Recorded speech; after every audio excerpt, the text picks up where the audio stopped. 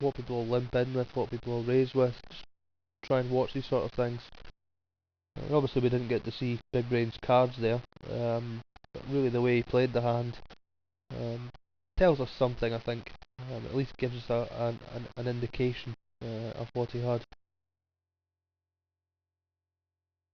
So anyway, we're back down to 1300 chips, 13 big blinds. We're still in absolutely no trouble. Still plenty to play left in this tournament for us.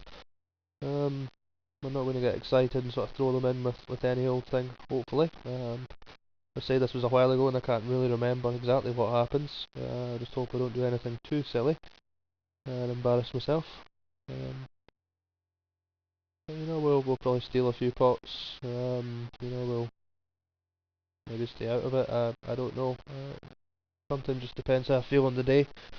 Obviously later on I will be stealing pots, but at this stage we're still seven-handed. I usually in a sit and go like to wait, if possible. Obviously I've had no choice in this one, got to do it when you're short stacked. Till later on, till maybe it's six-handed or five-handed, and then it becomes a lot easier. Ace Queen, we're going to play this hand for sure. So play a raise, yep, 3 times raise. I wouldn't be terribly upset if everyone folded here.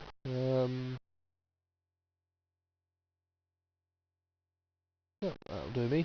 A hand like Ace Queen, you've got to hit the flop. If you can pick up the blinds at this stage, it's enough to keep you going for a few more hands. You hopefully get a better opportunity. Trouble with Ace Queen is, unless you hit a queen on the flop, you could be behind. If you make a raise, there's a chance you're getting called by Ace King. Got to try and work that one out. And if you get it wrong, it's good night. It's happened to me quite recently in a pretty big tournament. Unfortunately, a guy we'd been playing pretty loose called my pre-flop raise with Ace King. Flop came down blanks. Both checked the flop. He actually checked in the dark without looking at the flop. This was live.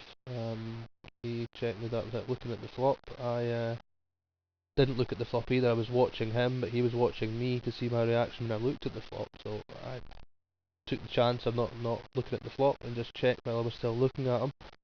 So neither of us saw anything. Turn came an ace. He made a small bet after looking at the flop. He'd been very, very aggressive the whole day. So I thought, if I call here, his next move is going to be an all-in. I knew that was going to happen. So I just shoved over the top of him. He had slightly less chips than me. And he called instantly. Knew straight away it was Ace King, and was down to no chips and pretty much out. But it just shows you, Ace Queen, hand to be careful with, as Wrigley's just about to find out here. Picked up queens in the big blind. Nice place to get a big pair. This stage, 13.5 big blinds. We're going to be 13 soon. I'm prepared to go all the way with this, and I would say I just push here. He's made it 350. I just want to either take it down or see a flop, and I'm pretty sure he's not going to fold with only, sort of 600 chips at the back of him. So here we go with the queens. Another hand holds up, and another player's gone. All of a sudden, I'm one of the top stacks at the table. Sort of second place is pretty much tied at the moment. Big Brain is still way out there with 4,000 chips. There's a couple of short stacks. Luckily, Big Brain's on my right, which is nice. You always want the big stacks on your right and the smaller stacks on your left.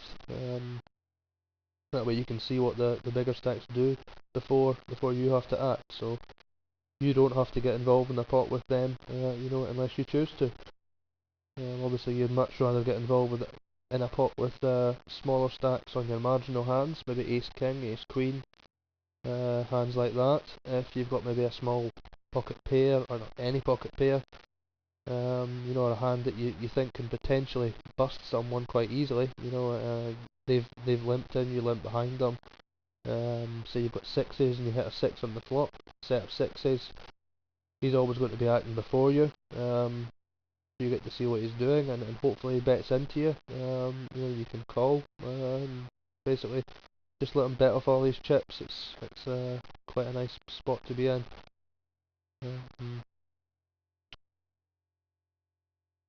But likewise, if you've got a hand like ace king and he's on your right and you make a big bet, a missed flop or something, he's the guy that can potentially bust you. So you've got to be careful when you get involved with the big stacks.